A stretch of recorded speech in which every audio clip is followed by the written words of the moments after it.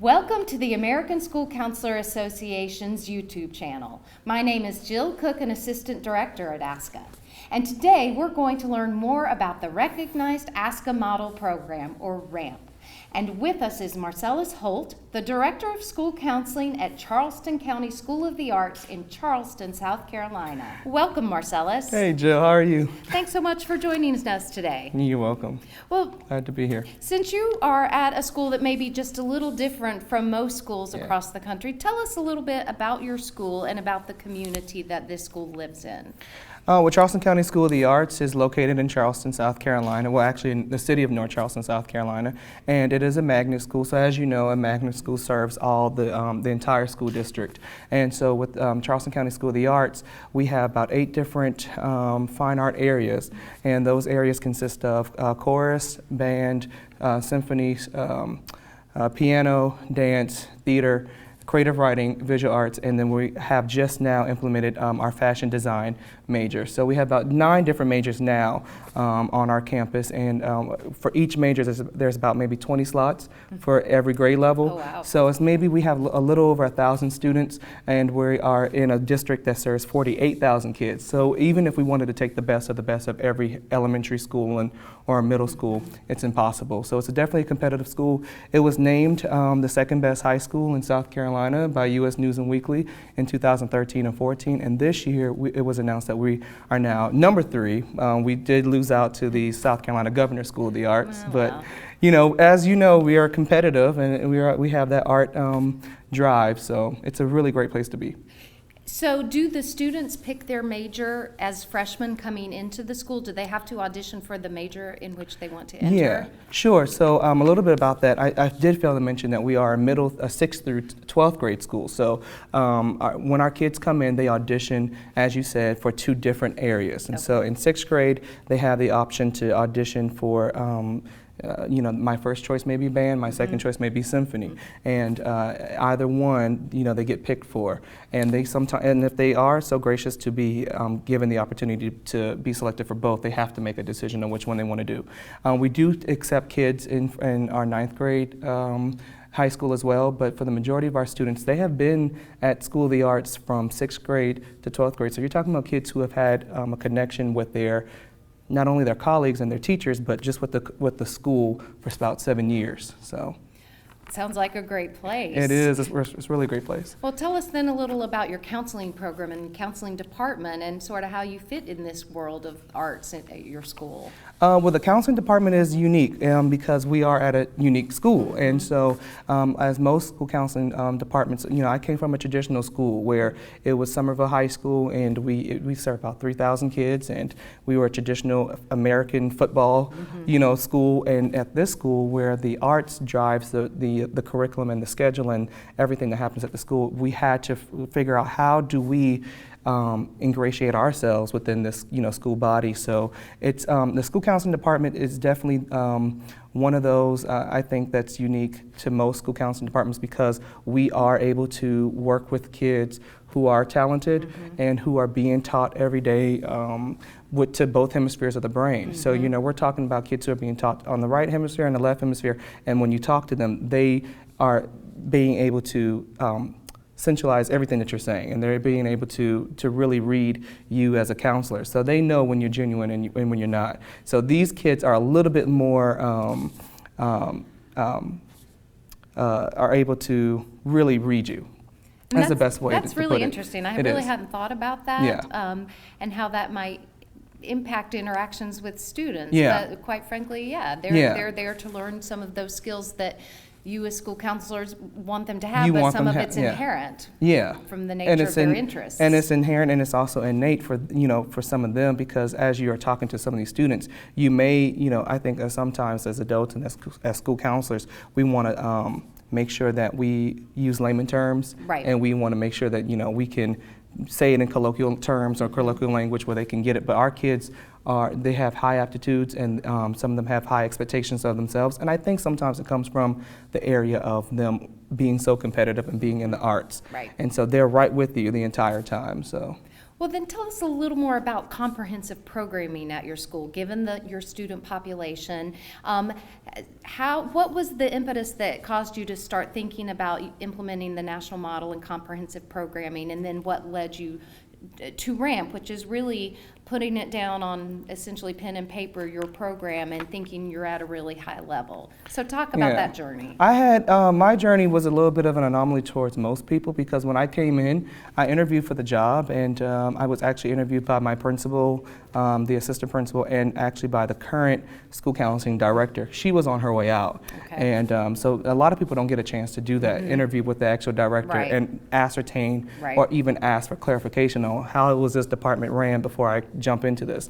So she already had made it known that they were already thinking about going for RAMP, and that they just needed some guidance, and they just needed, you know, some fine tuning in some areas, and maybe I could offer my imprimatur or my professional experience with RAMP, you know, for this department. And so I did. So when I first came on, I already came on with the notion that we were going to do this RAMP application, because we already had the factors and the key things or key elements that was needed, you know, for RAMP. I think some schools do, though, have a bit of trepidation when they want to apply for RAMP, because they feel as if they need to, you know, have all these years and years of data collection, and the data was already there. Correct. I think with all of our technology that we have, I was like, wait, we have data. And I think for us, though, it was a bit strange, because we tried to figure out, okay, if we're at the 100% or 100 percentile or 99 percentile in almost everything, and test scores and graduation rate, what else could we do? What else? How else could we go a little bit higher than that? And how? So what did you do? So what we ended up doing was we looked at our achievement gaps, and we started looking at that and saying, okay, well, wait, let's make sure we're not doing a disservice to kids. Right.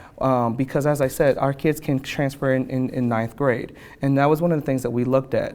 So if kids are coming in to ninth grade and they have not been here since middle school, how are they transitioning in? And that was one of our RAMP goals. Okay. Let's look at the freshman data and see if we're losing more freshmen, and is there an achievement gap. We wanted to do something more with achievement gap as far as black and white, race, and socioeconomic status. But because we don't have, as you know, subgroups, if we don't have a large subgroups of different populations, achievement gaps are going to vary. Right. So we wanted to make sure we looked at freshman achievement gaps in that area, in that sense. And so when we looked at the achievement gaps for freshmen, we saw we had about 4% of students who were not doing well and had to leave our school because they didn't pass maybe English or math. And so how could we bridge that gap and maybe provide some type of intervention? And so we did. We looked at that, and as our school counseling department, that was one of our goals for our RAMP application. We looked at that goal, and we looked at things that we could do. And did we meet that goal? Did we close the achievement gap? Unfortunately, we didn't.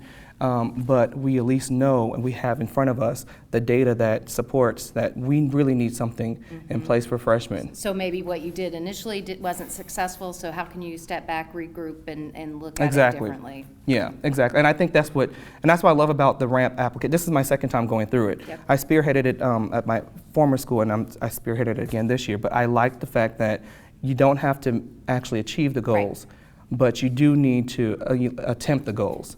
And that was what we learned from it. It was like, okay, now we know. And so we were able to have those kind of conversations with our principal as far as data is concerned. And we said, well, if this achievement gap continues to go on, what's going to happen in the next 5 years? Is it going to be from 4% to 6% to 10%?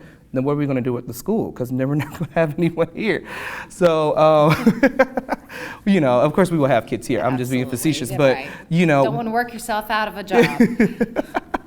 So yeah, that was one of the things, one of the unique things that we had to look at, because you're talking about a school that already is at the top of the top, but you want to make sure that you're doing everything that you can for all students. Right, and not make grand assumptions just based on those test scores that show them being very high achieving. There may be other things going on, not just academic, in terms of even social, emotional, or some of those other pieces. Yeah, I think one of the things that we also learned with the RAMP application is wording of the goals. I'm still, even though this is my second time going around the rodeo, I think at the end of it, I realized maybe the wording could have been a bit different for some of these goals, and we would have accomplished that.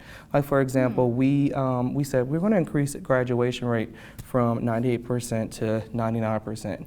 Well, with people who work in high school, they know that at graduation rate, there's certain factors that are unpredictable and uncontrollable. Correct. So if you don't have proper record maintenance 4 years ago, before this four-year cohort of students graduate, and you don't have any documentation on where they went, it does affect your achievement gap, or excuse me, your graduation rate negatively.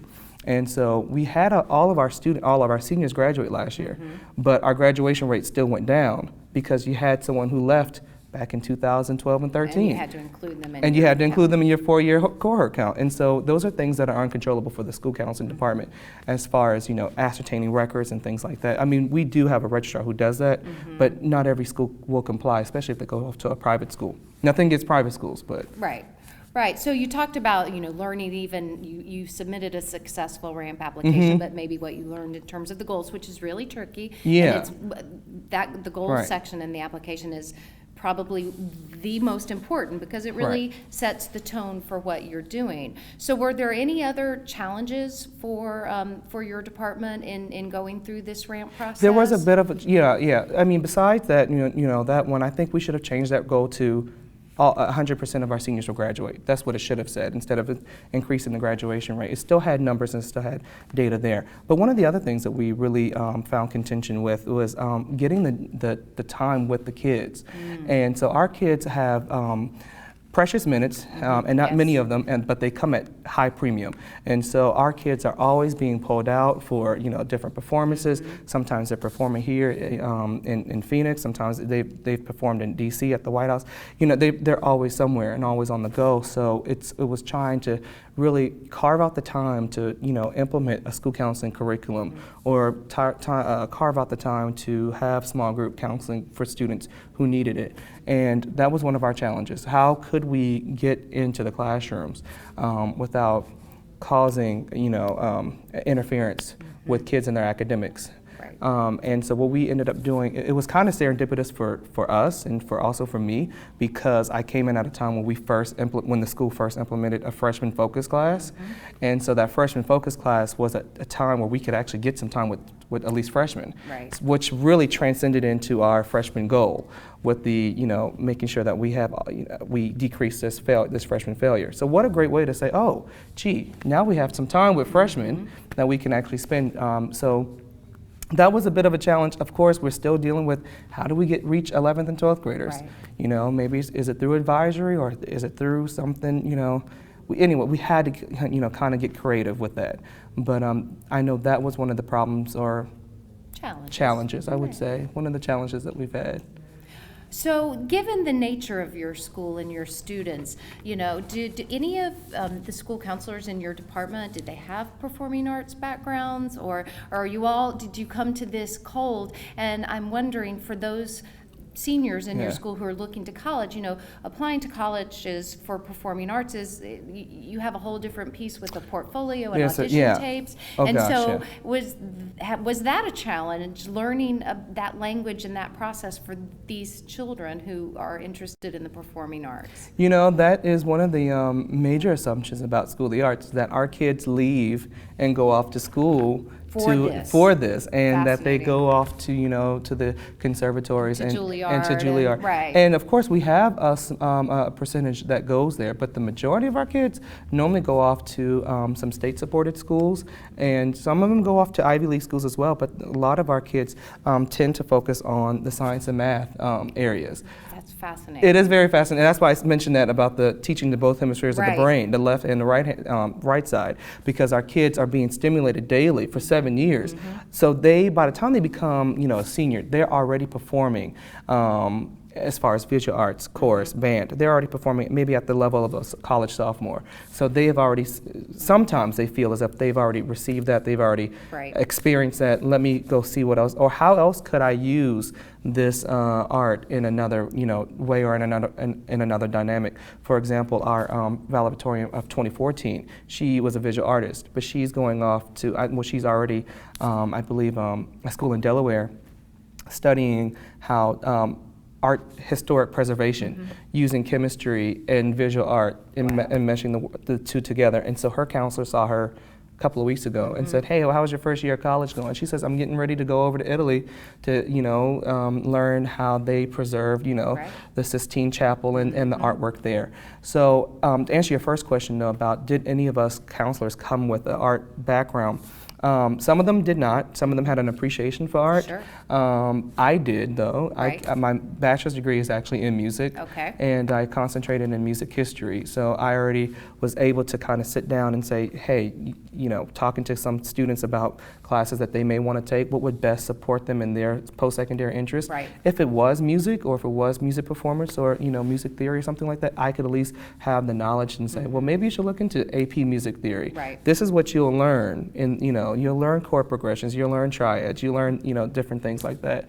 And so that kind of came in handy. But for the other counselors, I think they were just as well versed and as well acclimated with the language for applying for colleges, because I think majority of them came from traditional schools where you may have that set selection of kids who do apply to conservatories and want to go into the arts. Well, no, and I appreciate that, me making grand assumptions that all these that's talented okay. kids are going on to Juilliard and performing art school, and I think it's just, there is research that shows that kids who are good at music and play an instrument or piano or sing, they have higher math skills, so there is that correlation between the arts and cognitive development and achievement. Yeah, I even had to, I don't want to say correct, but I even had to bring the same information to our interim superintendent this year. He said, how many kids are going off to Juilliard? I said, no, majority of our kids, the track record has been, for the past 5 years, have gone off to these,